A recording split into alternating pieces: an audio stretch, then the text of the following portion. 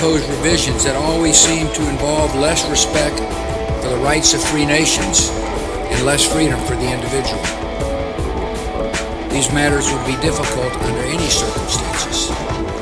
They are further complicated by a trend in Western countries away from global engagement and democratic confidence.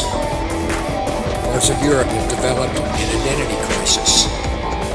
We have seen insolvency, economic stagnation, youth unemployment, anger about immigration, resurgent ethno-nationalism, and deep questions about the meaning and durability of the European Union. America is not immune from these trends. In recent decades, public confidence in our institutions has declined.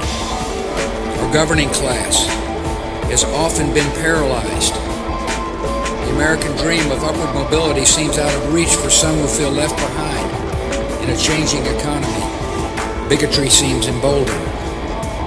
Politics seems more vulnerable to conspiracy theories and outright fabrication.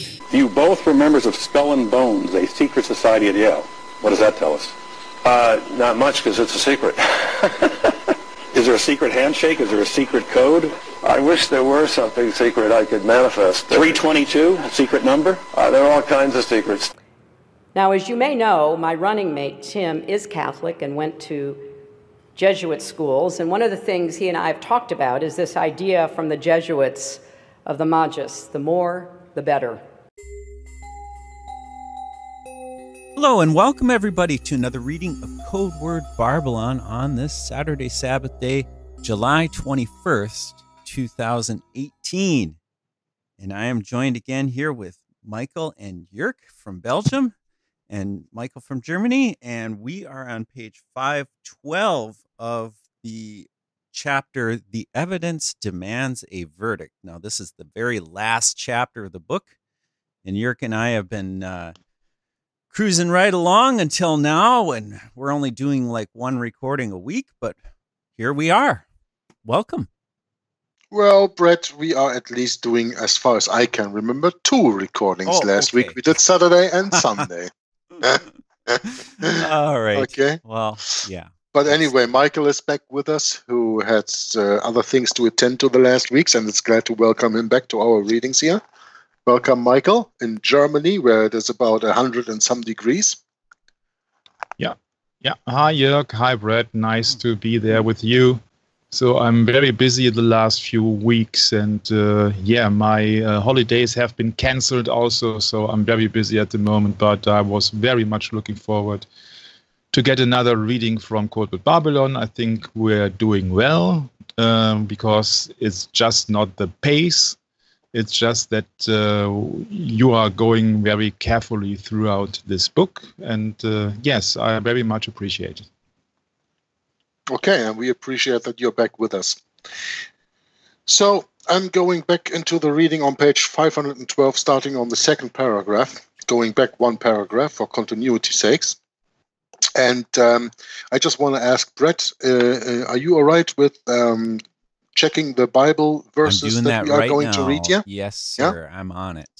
Because I already see on the next page, 2 Thessalonians 2:7, and I don't think that he is making the point that is so important in that verse, but we will see when we get there. Okay, so I can at least rely on my brothers to help me with this reading a little bit in this regard. Wonderful to come back and start finishing this book, which I'm sure will not happen today, but one of the next sessions we will start in the continuation of finishing this book, and then of course we will take a little break, and then we will have Codeword Barbelon Part 2, which is then called The Antichrist is a Woman, Alive and Well. But before we go into that, on page 512 the author says, on page 132 of his book, speaking of Cardinal Newman, Essays Critical and Historical, Cardinal Newman states, quote, "The reign of Antichrist was to be over the earth," unquote. However, the Apostle Paul in 2 Thessalonians chapter 2, verses 3 and 4 states more correctly that Antichrist will not only rule over the earth as a king or as a prince, but in a church as well. Paul explicitly refers to Antichrist as, quote, "that man," unquote, who, quote, "sitteth in the temple of God," i.e., over church, and exalted himself above all that is called God, even showing himself that he is God, unquote. Well, he sitteth in the temple of God, i.e. a church. I do not agree, because we are the living temple of the living God. Our bodies are, yeah? Not a church. But speaking of the church of Jesus Christ, that is of course correct when you consider the body of Jesus Christ on this earth, the real, true, Bible-believing Christians, and out of that quote-unquote congregation, the Antichrist will come. When you understand it this way, I sign for that. The Pope clearly fits this bill. Now, let me see if I close that down. No, I didn't close that down. I'm going to go to another reading in a few minutes to make a very important point, because we are speaking about the Antichrist here. Antichrist Nicholas said concerning the claim of the popes to universal power, quote, I am in all and above all. The things that I do be said not to be done of man, but of God. What do you make of me, but God? If prelates of the church be called of Constantine for gods, I then, being above all prelates, seem by this reason to be above all gods, unquote.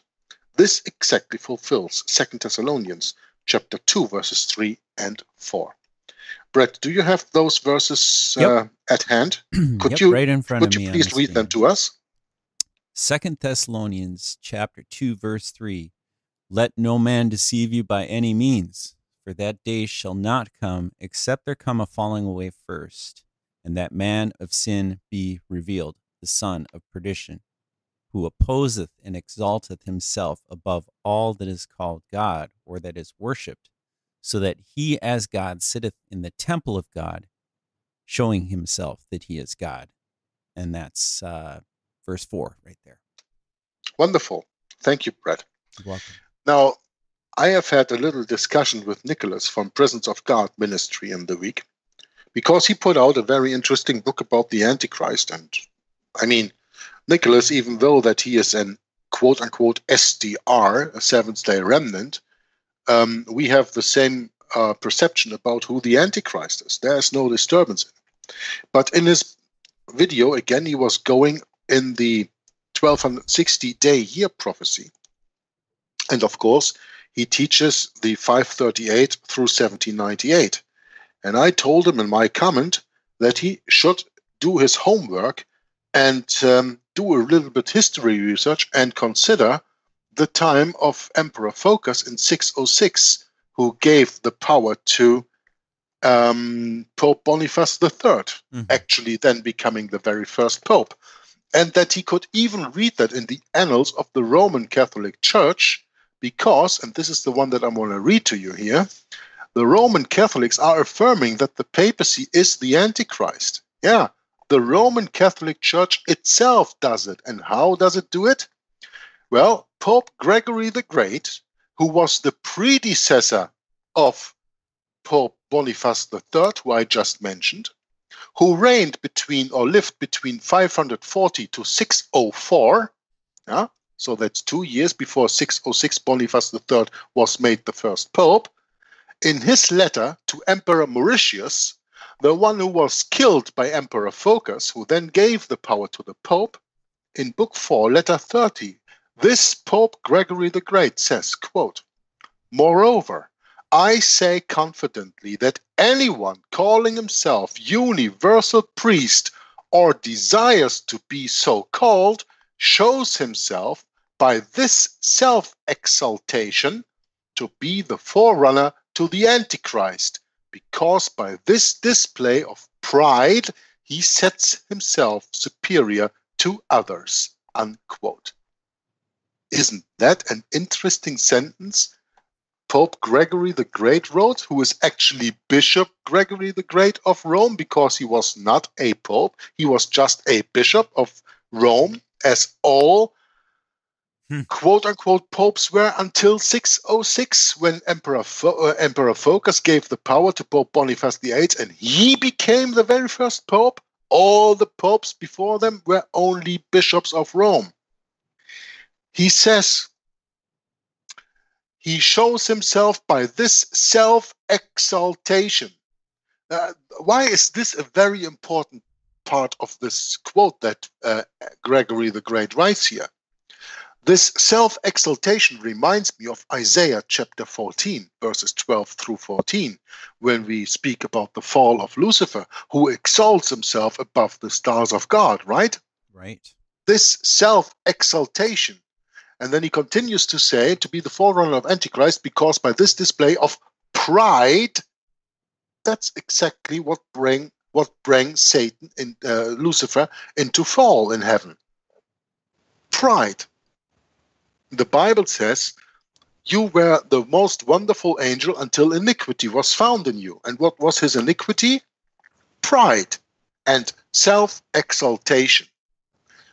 Now, Yeah, I don't think that you have any more powerful quotes than this one to understand that the Pope was not from 538, as the SDA teaches, and as the current teaching is in this world, but that is from 606 and then, of course, until 1866, where the French troops, during the war, where Germany later came out as the Second Reich in 1871, we had the battle at Königgrätz in the year 1866. And during that battle, the French, who had sent protecting troops to the Vatican, took away these protecting troops because they could not leave. They had to reinforce their military, and they left the Vatican without any protection. And therefore, the Italians, who also wanted to have Venice, went into there and made it part of the Republic, and by that took away the temporal power of the Pope. But that's just a little thing to think for yourself and do your own research, and do not accept everything that everybody on the internet only repeats and repeats and repeats, but see that you have also alternative, a quote-unquote alternative truth, or at least dates that match the same prophecy with other dates than what everybody else in the internet teaches. But Michael, you wanted to leave a comment here. Yes, as I find that the Pope in Rome is just the vicar of the Antichrist. It's just that they have turned everything in reverse. So, for example, if Peter was crucified upside down, you see that totally fits in my humble understanding that this would be the role model for the Roman Catholic Church, because the Pope is the vicar of Antichrist. And so if I like to understand the Roman Catholic Church very well, then I have to turn things around. And then I come to the conclusion that that it's not so hard to get on their tracks. That was my remark.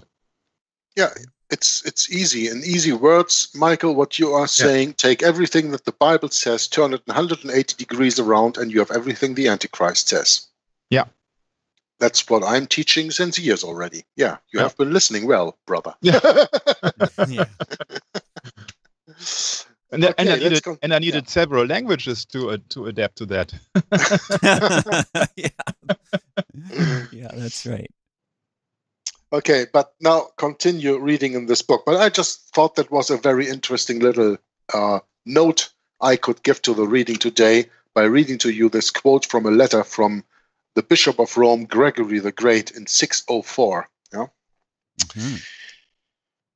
And then, of course, the very next Pope, Boniface III, he called himself the Bishop of Bishops, the Universal Bishop. Exactly that, what the Bishop Gregory the Great warns of. Anyway, continue on the bottom of page 512. So, on this score, the fulfillment of 2 Thessalonians 2, 3, and 4, we have no need for ambiguity. We safely answer the devil too is a great devil above all devils, and Satan is a great king above all the powers of hell. Said Paul, quote, there be gods many and lords aplenty, unquote. And Revelation chapter 13 verse 2 says of Antichrist, quote, the dragon speaking of the devil, as we know from Revelation chapter 12, verse 9, if I'm correct, gave him his power and his seat and great authority. Now, in his letter to the Ephesians, Paul spoke expressly of this Antichrist devil compact. Quote, "For we wrestle not against flesh and blood, but against principalities, against powers, against the rulers of darkness of this world, against spiritual wickedness in high places." Ephesians chapter 6, verse 12. And for that, I refer to you to the book of Ephesians chapter 6, verses 10 through 18. Put on the whole armor of God, that you are guarded with the right weapons for this spiritual battle that is mentioned in verse 12. Antichrist Pope John Paul II wrote a book which he titled The Pope, a Scandal and a Mystery. And it is by no coincidence that the Apostle Paul also warned about the, quote, mystery of iniquity, whose working will be of Satan, unquote, in 2 Thessalonians chapter 2, verse 7. Well, in verse 7 he says much more than just this, right? Yep, that's right. He says, the mystery of iniquity doth already work, only he who now letteth must be taken out of the way, right? Something like that, Brett? That's right. Yep. Yep. Revelation. Do you have the complete quote there? 2 Thessalonians 2, 7? Yeah, I have in a second. Yep. 2 verse 7 is, "For the mystery of iniquity doth already work. Only he who now letteth will let until he be taken out of the way." Yes. And should I continue or just verse 7? No. The point is that the Tupper source here, I just want to say, that P.D. Stewart makes the point that this ends with whose working will be of Satan. This is not verse 7. This is another verse. It must be verse 8, right? And then that wicked shall be revealed, whom the Lord shall consume with the spirit of his mouth and shall destroy with the brightness of his coming. And then verse 9, even him whose coming is after the working of Satan with all power, signs, and lying wonders, and with all deceivableness of unrighteousness. In verse 10, yeah, we continue. And them that perish, so, yeah. Mm-hmm. Yeah, so he should have made in the book the point clear that this is 2 Thessalonians chapter 2, verses 7 through 10. Yeah, I like the ending because it really nails it home. It says at the end of verse 10, it says, because they received not the love of the truth, that they might be saved. And for this cause, God shall send them strong delusion that they might, or that they should believe a lie. Excuse me. Well, in that strong delusion we are all living in this world today, right? Yeah, sure is. Amen to that, brother. Yeah, and the hardware is already installed. It's TV, movies, etc. Oh, yeah, bullshit. Yeah. Yeah, I think Michael makes a very valid point here. Makes a very valid point here because the power of the television, the power of the visual hypnotization of the people should not be underestimated, you know? Oh, hey, look, I'm a musician and I love music, don't get me wrong, but there is a great deal of wickedness buried in there. And, you know, to each their own. I mean, we all have our own research to do here in this field, but I'm just saying you got to be careful. Yeah, the point is, Brett, everything that is good can also be used for bad. Yeah, that's right. And with music, it's that because, you know, Lucifer was the angel of music in heaven. So music is a good thing. And we are to sing psalms in our heart for the Lord. Right? Right. Sing. Speaking of music, music is a good thing. But what Satan does with the music industry in this world, that is absolutely diabolical. And sure there's nothing good about it. There's Take nothing something good and twists it, just like the scriptures. Same it's thing. It's like, you know, I had this conversation, I think, with Victor in this Behind the Dictator very first chapter recording about how, for example, television and movies and printing press and all that stuff is bad for us. And also the internet is a very bad medium, but it can be used for good and it can be used for bad. That's true. The internet can be used for good and can be used for bad. We are using the internet for, I would say, good purposes.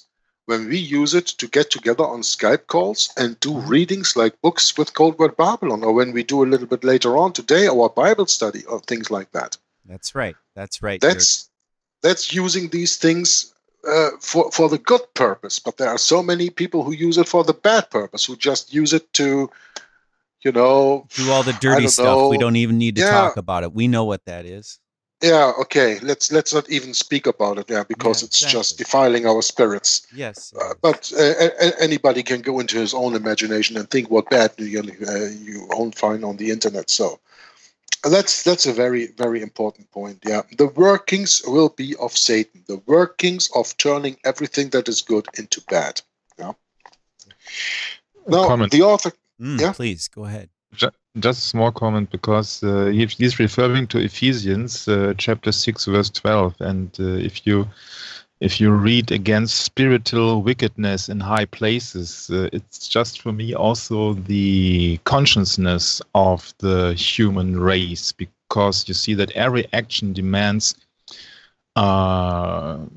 demands a spiritual thinking before it. You see, you have to think something before you can act. You have to you got it. And so if these demons can influence people by television, deceiving by false information, misleading them. Yeah, so you see the people cannot get act properly, and because they don't get the correct information. And so the first and for all trick must be to deceive them, to give them an ideology, and to hand over them that they think that they are thinking for themselves, but in fact it's just programmed information they got, like in the Matrix. And so I think it's a most powerful weapon the dark side got, is that they can educate the people by misleading them with wrong information, starting in the kindergarten and the school, etc., etc. Just wanted to get the things straight. And what we call education, Michael, is just indoctrination. Indoctrination. Yes, indoctrination. Indoctrination. Yeah. Sure is. Yeah. Okay. Simple as that. So the author continues and says, and Catholic Professor Keating and Cardinal Gibbons assured us that the quote-unquote mystery Babylon spoken of in Revelation chapter 17 was, quote, a code word for Rome, unquote. It follows, therefore, that if Babylon is a code word for Rome, then the mystery Babylon of Revelation is the same mystery of iniquity spoken of by Paul in 2 Thessalonians 2, verse 7. Do you shrink from this conclusion? Do not. It is the sober truth. The occultist Helena Petrovna Blavatsky is even more blunt. And by the way, Brett, I think that we read all this stuff already last time. Okay, that's fine. I guess that's my mistake. But a little repetition cannot hurt. That's right. I like this anyway. This is good. The occultist Helena Petrovna Blavatsky is even more blunt. She wrote in a satirically biting passage, quote, Roman Catholicism is but a name, a phantom of the pet and a mask, a mongrel religion, absolutely and indissolubly bound up with and fettered by the Society of Ignatius Loyola, unquote. May I also observe, and I beg that it be carefully attended to, that whatever can be said about Jesuitism applies equally to Catholicism, the two being but convertible terms, joined together like man and wife. The pagan Romans had a wise saying, quote, Caesar's wife must be above suspicion, unquote. The aphorism still holds true, yet, said Sarpi, quote, the Roman court will never condemn Jesuit doctrines, for this is the secret of its empire, a secret of the highest and most capital importance, unquote. Yeah, what we have to understand when the Jesuits are swearing allegiance to the Pope, they do not swear allegiance to the Pope. They are not paying any authority to the Pope himself, but to the office of the Pope. That's why they killed many popes throughout history and are probably going to continue in the future to do that. They only swear allegiance to the office of the Pope, not the Pope himself. And the office, the person that is in the office of the Pope, speaking of the White Pope, is always from beginning. And you learn that when you read this book from Griesinger from 1866. The Pope is always under control of the Black Pope from the beginning. And there were many bulls, papal bulls made to assure that and to give the Jesuits that freedom, that carte blanche, that absolute power, even above the Pope. And when all these privileges were revoked by forbidding the Jesuit order in 1773 by Antichrist Pope Clement XIV, 113 years later, Antichrist Pope Leo XIII reinstalled all these powers, all these carte blanches to the Jesuit order in 1886. Do your own research on this and you will see that I speak the truth in this regard. There is no Roman Catholic Church without the Jesuits, and there are no Jesuits without the Roman Catholic Church. They need each other. The one needs the other. They are two arms of the same body, you can say. Now, the author continues to say in the book, indeed, it is clear that the last 500 years of the papacy's history cannot be separated from the political intrigues of the Jesuits. The geopolitical plans of the popes have always been in complete accord with those of the fraternity of Ignatius Loyola. Thus, we cannot escape the conclusion that popery, despite its pretensions, despite its pomp and ceremony, is nothing but a mockery and a mummery, a delusion and a snare, a scheming, skunking mystery of iniquity hiding behind the crucifix. And so, reader, we discover the key to scandal and mystery and the mystery of the Pope in this little understood prophetic verse, quote, and the dragon, speaking of the devil, gave him his power, his seat, and great authority. Revelation chapter 13, verse 2. This is the secret doctrine, the mystery or inner Kabbalah of Roman Catholicism, the worship of two principles, that is to say, dualism. The French lawyer Etienne Pasquier summed it eloquently when he said, quote, it is in Jesuitism that we find revealed the mystery of iniquity through an examination of its doctrines, all of which are in full accordance with the canonical and long-held beliefs of the Roman Church. With this, we must, in all fairness, agree. We agree, too, with that part of the bull of Pope Clement XI, Unigenitus Deus Filius, of September 8, 1713, which warns against, quote, false prophets, especially such as secretly spread evil doctrines under the guise of piety and introduce ruinous sects under the image of sanctity, unquote. But in this Rome condemns herself. For Romanism not only, quote, secretly spreads evil doctrines under the guise of piety, unquote, it has introduced numerous, quote, ruinous sects, Jesuits, sodalities, and other secret societies under the image of sanctity, unquote. Did not Lord Robert Montagu say, quote, the Roman Catholic Church is the largest secret society in the world, unquote. Oh yes, Lord Robert Montagu was so wise to say this sentence. It's absolutely true. Now you say, how can the Roman Catholic Church be a secret society? Everybody knows it exists. Yes, but have you ever heard of the inner teaching and the outer teaching? And that is what Lord Montagu meant. Everybody knows the Roman Catholic Church exists, but Everybody, quote unquote, everybody, John Doe, the lay people, the normal man on the street, only knows the exoteric teaching of the Roman Catholic Church, and they do not know the esoteric teaching of the Roman Catholic Church. And that's why it is a secret society, because it keeps secrets from everybody. Esoteric teaching, that's what's keeping the Roman Catholic Church a secret society. Therefore, I can only applaud Lord Robert Montagu when he said, the Roman Catholic Church is the largest secret society in the world. We also agree with the said bull Unigenitus, where it condemns, quote, sects who introduce moral doctrines which are scandalous, pernicious, rash, injurious to religion, contumelious to law and the state, seditious, impious, blasphemous, savoring of heresy and schism, and erroneous, unquote.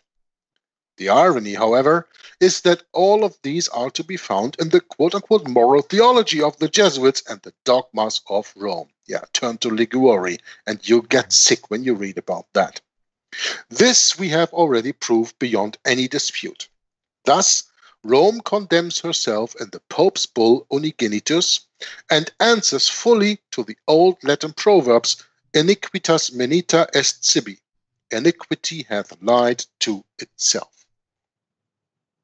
And iniquity, it seems, is much pleased with her own lies. Writing in 1826, the Jesuit-educated Comte de Montlosier, a Catholic, gave this thunderous assessment to his church's secret work to restore its lost supremacy. Quote, a vast system. No, let us not mince words. A vast conspiracy has arisen against religion and society. I saw it in its first stirrings. I have followed its progress. I see now it prepares to crush us beneath its ruins. Unquote. We can count on this prediction of Montlosier with the accuracy of a calculating machine. As the Jesuit Edmund Campion bragged in 1851, quote, be it known to you that we have made a league, all the Jesuits in the world, the expense is reckoned. The enterprise is begun. It cannot be withstood. So the faith was planted, so it must be restored, speaking of the temporal supremacy of the Pope, unquote. He speaks in 1851. Those who still make a stubborn difficulty in believing these things should recall the words of Ignatius Loyola to his sons. We are called to win to God not only a single nation, not only a single country, but all nations, all the kingdoms of the world, with the Pope ruling with the dictatorship of a father. To achieve this singular goal, the Jesuits jobbed into office Hitler, Franco, Lenin, Marx, and Mussolini, and so many others, sons of the Catholic Church, disturbers of the public peace, and enemies of all free states, to foment resolutions and bring Europe and the world to the edge of the abyss. Well, the author doesn't mention here Mao Zedong, because I think he was a closet Catholic. What do you guys think? Wasn't Mao Zedong Catholic, the Chinese dictator? I have no idea. Never looked into it. Well, when you see, of course, what he did. Yeah. Speaking of how he killed millions and millions and millions of Chinese. Sure. I think that can only be the conclusion that he also was a Catholic. Not out in the open, but probably hidden. A hidden Catholic. See, I have a comment. Yeah? On this footnotes here. I was looking at these. There looks like a French title here on footnote 11 that I can't read. A celebrated pamphlet, Memorandum on the Political and Religious Systems Cited in Jesuits, a multi-biography. And it says here, the Jesuits have pledged themselves to the establishment of the Pope's kingdom on earth.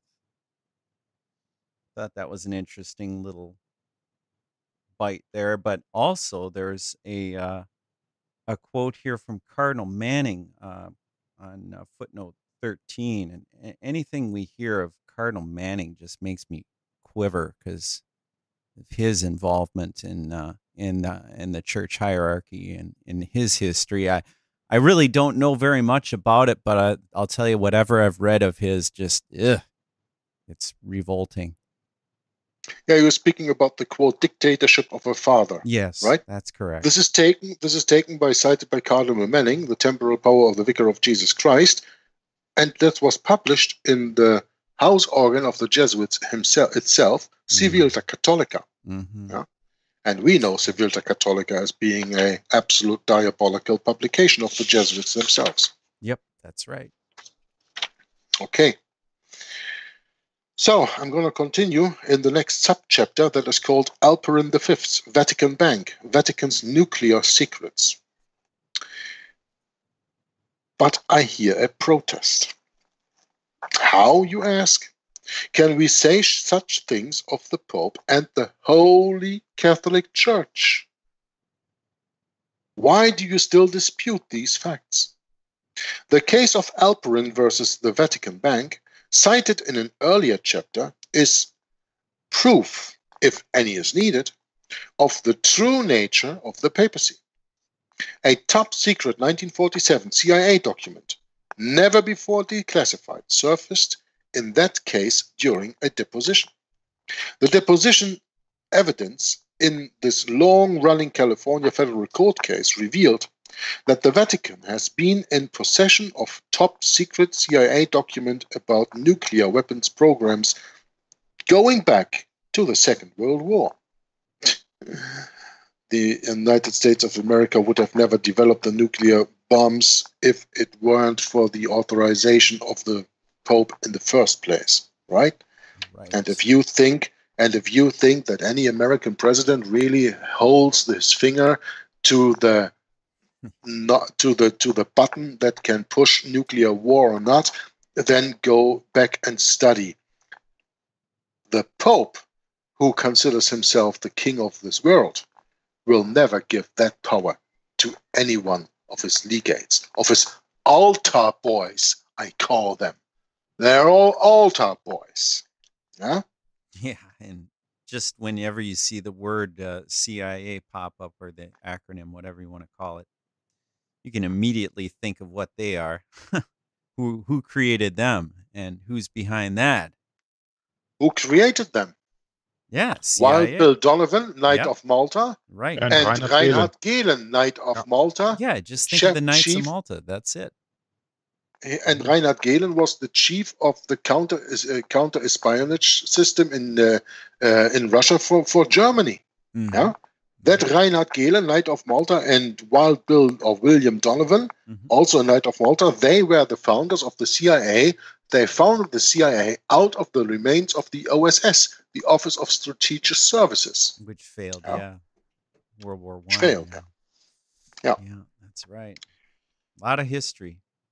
Yeah, a lot of history. And is, but mostly unknown. Yes, exactly. Been covered up, and it's not common knowledge because this is esoteric. You know, you can't know this unless you really dig for it. That's the point. You see, the average John Doe, for example, here in Europe, isn't familiar with the name Reinhard Gehlen. But on the contrary, you're telling about this is esoteric knowledge. I disagree, because you have only to look up Wikipedia to get this information. You see, so it's not a hidden fact that the Reinhard Gehlen was the head of the Third Reich espionage for Russia, and it's also a known fact that he has been transported to the United States, and he built up the CIA. So and he also was the founder of the German Nachrichtendienst, with the German intelligence service. So But what Wikipedia doesn't tell you, Michael, is that he is a Knight of Malta. Yeah, that's correct. And that he is Jesuit trained. That is what Wikipedia does not tell you. So what does that make of Wikipedia? And listen, I often cite Wikipedia also as a source for things. But you always have to take into account that they never tell the whole truth. Well, that's the real point. When I say esoteric, it's a teaching. We've been taught exoteric. We have not been taught esoteric. That's the point. Exactly. Okay, now I get your point. Okay. Just real simple. It's not complicated. But thanks for bringing that up, Michael. I mean, many people say, oh, Wikipedia, how can you trust this? No, you can't. You have to do next to Wikipedia other studies because they don't tell you everything. That's the point. It's nice that you brought that up here. Yeah. I have to correct both of us, all of us actually, because in the German Wikipedia, it's the last sentence for Reinhard Gehlen in his family ties is Gehlen was the knight of the Catholic Knights of Malta. Yeah, that's right. So it has been mentioned it's interesting because, you bring that up to someone here in the States, Knights of Malta, and they just look at you like, what's wrong with you? Why would you even want to bring that up? It's like, yeah, it's incredible. The strong delusion is just so powerful. Let me just respond to what Michael just said there. So, okay, the German article of Wikipedia says that Reinhard Gehlen was a Knight of Malta at the very end of the article. First of all, that's in the German one. Does it say the same in the English? That's not always the case, that in the English you get the same information as you get in the German. Second of all, there's nothing wrong with being part of a quote-unquote Roman Catholic papal knighthood. But the problem is that Wikipedia never tells you what these knighthoods are all about. And what power do they have? Of course not. Yes. And that's the point that I am making. That's right. When you speak to the average John Doe, Michael, as you just said, and as I also quoted very often, and you say that he is a Knight of Malta, he says, yeah, okay, he was a Knight of this, he was a Knight of St. Gregory, he was a Knight of the Order of the Garter, he was a Knight of St. Gregory, or whatever. Yeah, that's just the papal knight order, but the people do not understand, because Wikipedia doesn't disclose that to them, the power that these orders have, and especially who is on the top.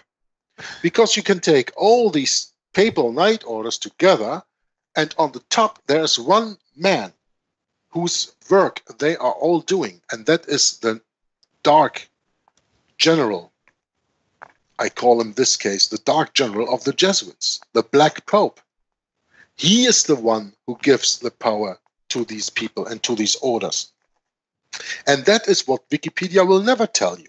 Right. And that's why you will only get half information from pages like Wikipedia. Nothing against Wikipedia in the first place. It's a good tool that you have that to research, but you don't understand the full complexity of a subject when you only do your research based on Wikipedia or other quote-unquote open sources out of the internet. Yeah, it's a you good will point. Always be betrayed in the end. Oh, it's sad. It's sad, but true. And that's the only thing that I want to say. But Michael, that is a very good contribution that you are making. And I don't want to take anything away from what you said, but I want to tell you, you have to consider a little bit more. This is just like, and I know that you were offended by me saying that a few weeks ago, but I don't care. I told you that you have to think farther than your nose is long. And this is exactly the same thing. I've got a long nose, you guys. I'm not joking. Pinocchio's got the longest nose, my brother would always give me a hard time about your nose so long. I look pretty Roman, I guess. I mean this. I mean this in the most loving way, Yeah, I know, and I can respond also, because you see, I did research, and my research, I think 1 or 2 years ago, before I even knew you guys, was about the SMOM, the Sovereign Military Order of Malta. Yeah. Great. Yeah. But stop it, because in the German Wikipedia, it's just mentioned as Sovereign Maltese order. Exactly. They leave out the word military. Yeah. Right. They avoid the name of phrase military. And in the English Wikipedia, Wow. Is that right? Yes, you can look it up. Incredible. Wow. You cannot imagine how deceived how they deceive the people, especially here in Europe or in Germany, especially. I don't know. Oh, here in America too, brother. No problem. That's why I just wanted to make the point, Michael. Do you have that mentioning of being of this guy? What we are just talking about, I forgot his name. Being a Knight of Malta in the German Wikipedia, okay, but Reinhard Gehlen, yeah. Do you have that also in the English one? Because sometimes in the German there are given information. There's given information that is not given in English, and the other way around. Like you just point out with the SMOM, Sovereign Military Order of Malta, absolutely right. In the German Wikipedia, I know that because I looked at that site many times. They do not speak of the quote unquote military in the name. But they do that without any problem in English. Yes, and that's the advantage if you are familiar with several foreign languages. Right. So that's true. Right. And in the English Wikipedia article of Reinhard Gehlen is mentioned honors, Iron Cross, second class, blah blah blah, and Grand Cross. Pro merito militensi of the Sovereign Military Order of Malta. But it's just not. But not that he's a member, right? That's a difference. Yes, and you see, I had studied so deep to get into your channel, because otherwise, if I haven't studied very deeply for any kind of matters, I wouldn't have come across your channel. Because you see, I was coming from the political point of view in the first place, and then I discovered that it's all. Yeah, and so if you like to examine the esoteric and exoteric religion, then you can also compare the Red Cross and the Sovereign Military Order of Malta, which are playing both sides of the coin. Hand in hand. Hand in hand, yeah, That's right. yeah, hand in hand. So I not want to go that deep into the matter, because I got the expression that every time I'm joining the reading club here, I'm we cannot finish any further because there are so many comments. But it's just no, Michael. There are so many. That is of no concern. And even if it would take us from here another 100 sessions to finish the book, it is not about the quantity of the uploads we are doing. It's about the quality, and it's about the things that we are saying. And this is information that needs to get out there. You know, there are so many people who say, well, I read this in Wikipedia, so therefore it's cut in stone for me. And they don't have an idea what Wikipedia actually stands about.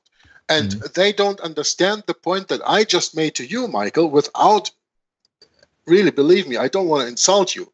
But without saying you have to think longer than your nose is long, because you have to think further. What is Wikipedia not telling you? On another level, everybody knows when he joins Prison Planet artist, con artist, what's his name? Alex Jones. Alex Jones, yeah. They all know that Alex Jones is not telling the whole truth. But you have to put the same measurement on all the other stuff too.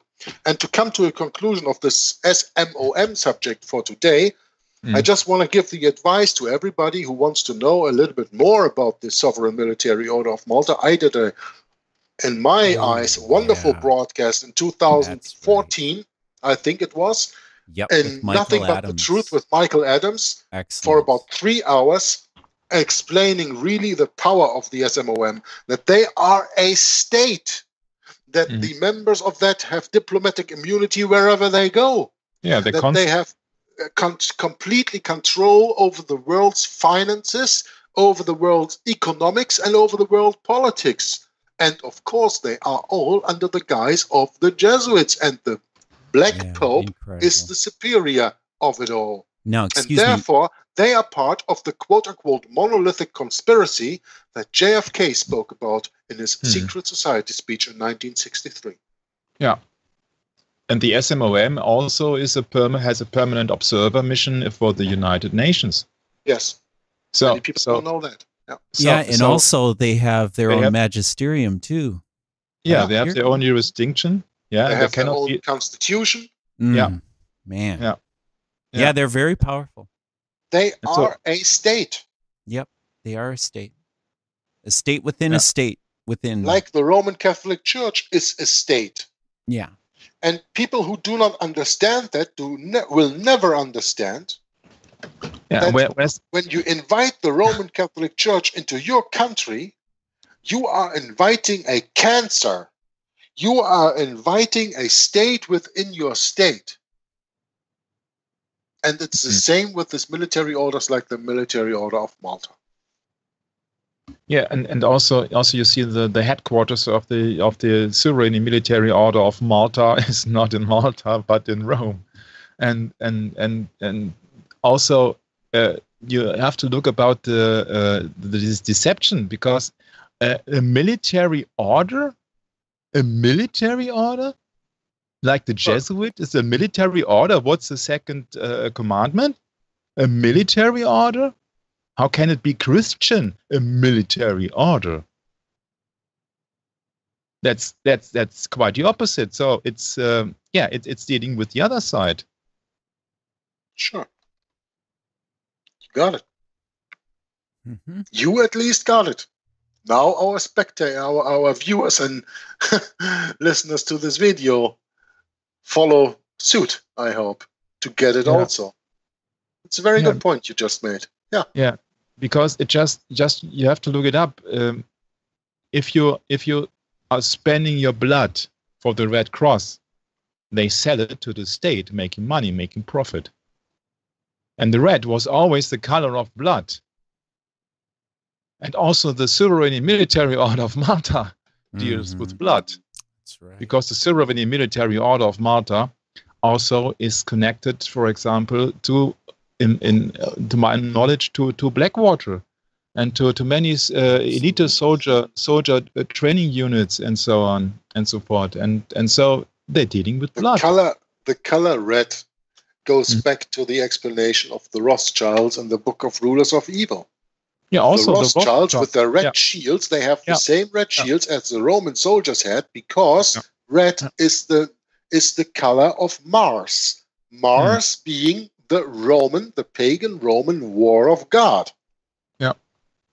And red, biblically, is the color of sin. I think that's a good way to bring our session for today to a close. Agreed. Very interesting points, Jörg and Michael. And I guess that ends it for me, too. Do you have any closing comments, Michael? I think I had them already. Okay.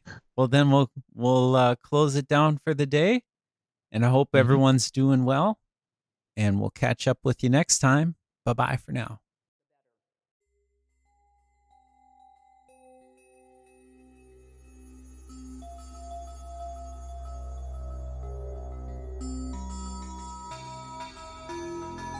That for the first time in human history, for the first time in all of human history, almost all of mankind is politically awake. And these new and old major powers face still yet another novel reality, in some respects unprecedented. And it is that while the lethality of their power is greater than ever, their capacity to impose control over the politically awakened masses of the world is at a historical low. I once put it rather pungently, and I was flattered that the British Foreign Secretary repeated this as follows. Namely, in earlier times, It was easier to control 1 million people, literally. It was easier to control 1 million people than physically to kill 1 million people. Today, it is infinitely easier to kill 1 million people than to control 1 million people. It is easier to kill than to control. We're at the very beginning stages of a very brutal and bloody conflict. And I believe that we've come horribly off track in the years since the fall of the Soviet Union. And we're starting now in the 21st century, which I believe strongly is a crisis both of our church, a crisis of our faith, a crisis of the West, and a crisis of capitalism. His son Jesus is here in our midst. His bride, the church, is honored to host an event affirming the dignity of the human person and the sacredness of all human life. I think Russia is no longer a communist state, first of all. That's very important to realize. It hasn't yet defined itself, however, effectively as a democracy. It is still uncertain. We're at the very beginning stages of a very brutal and bloody conflict, of which if the people in this room and the people in the church do not bind together and really form what I feel is an aspect of the church militant, if the people in this room and the people in the church do not bind together and really form what I feel is an aspect of the church militant, to really be able to not just stand with our beliefs, but to fight for our beliefs against this new barbarity that's starting, that we will literally eradicate everything that we've been bequeathed over the last 2,025 years. You didn't mention the president by name, but it was hard not to conclude that that's who you were referring to. Is that fair? I was certainly referring to the threats that we are now facing with this stated goals of this administration, which would upset the last 70 years of a new world order which was established after World War II. 70 years based on human rights, respect for the law, free trade, all of the things, aspects of this world order that took place after one of the most horrific, terrible wars in history, and I'm for maintaining it. We are grateful to be citizens of one nation under God, who acclaim this evening that in God we trust. Bless our two candidates, our benefactors, and those whom the L. Smith Foundation has been honored to serve for 7 decades. Guide us safely home, both this evening and for all eternity, through Christ our Lord. Amen.